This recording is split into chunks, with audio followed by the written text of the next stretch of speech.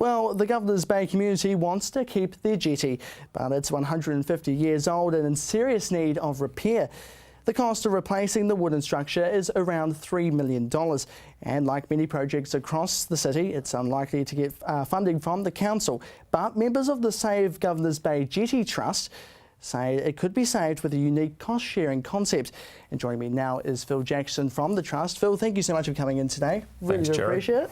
Let's just talk about your submission. You've made a submission to the long-term plan for council, haven't you? Do you want to talk about that submission? That's correct. Thanks, Jared. Yes, we have only just found out a couple of months ago what the council's intentions for the jetty were, what the final cost proposals were for fixing it.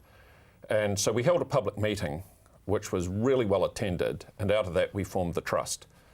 And the basis of the submission to council is that it's really worthwhile maintaining this facility.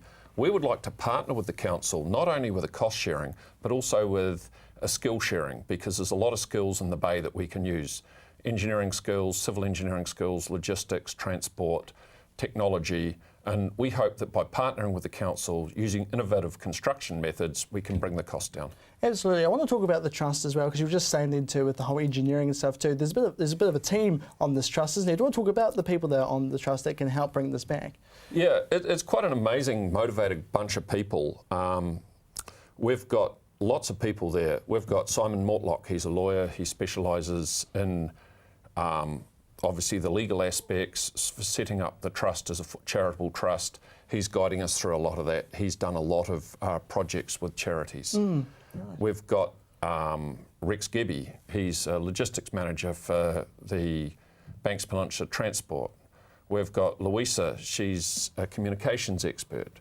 We've got Nick and Nick, they're both civil engineers. There you go, not just the same name, but those civil engineers as well. Fantastic. Yeah. So you have got a nice rounded team of people there to help with that. Absolutely.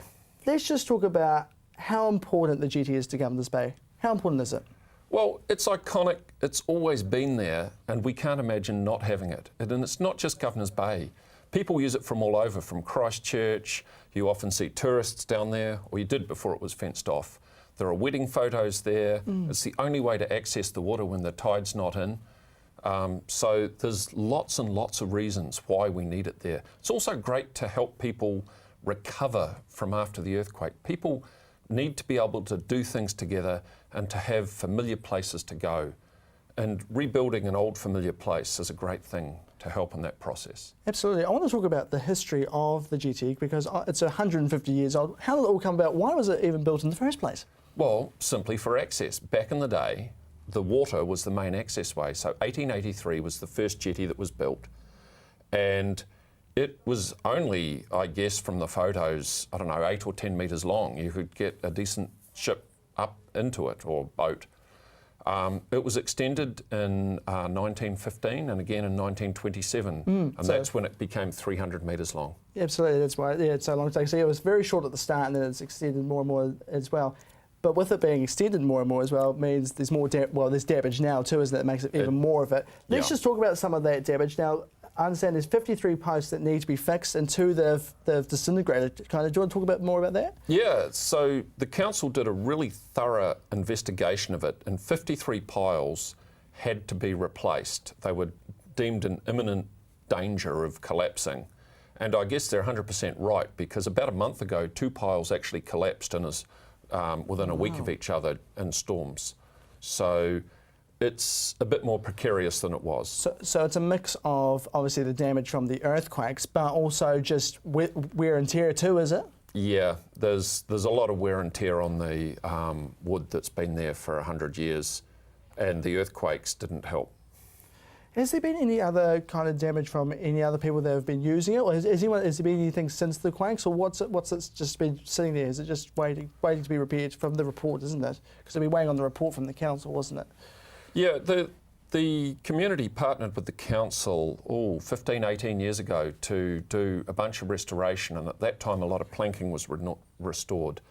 The council did some work in 2010 after the tsunami came through, around about that time, the miniature tsunami, and it was in reasonable shape then, but the earthquake really knocked it around. Absolutely. Let's talk more about the support for this as well, because you said you've had quite a few meetings and all that as well. How much support is there?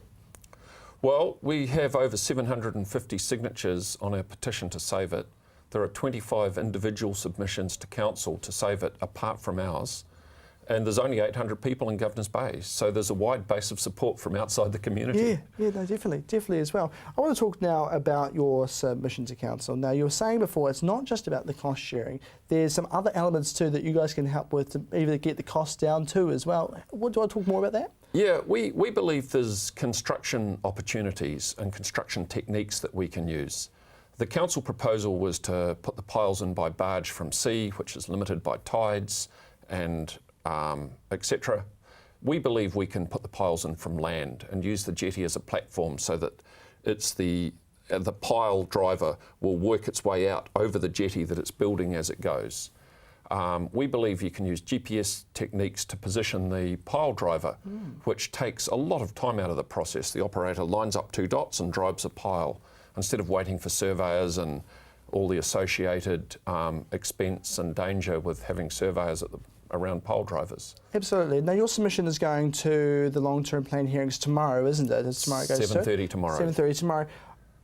Do you think there's a lot of things at the moment, and you all know this too, that the council has to deal with? There's a lot of other projects as well. Where do you see this in the priority list for them? Is this something that may need to wait a bit longer, or is this something that you think should be one of the higher priorities for council to fix?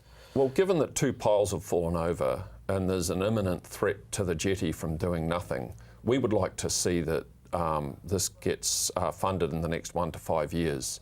We believe it'll take us a year to get everything together, and the next 2 or 3 years will be when the funding's required to repair it. Awesome, fantastic stuff. Thank you so much for coming in. Phil Jackson from the Governor's Bay Jetty Trust. Thank you so much for coming in. Thank you.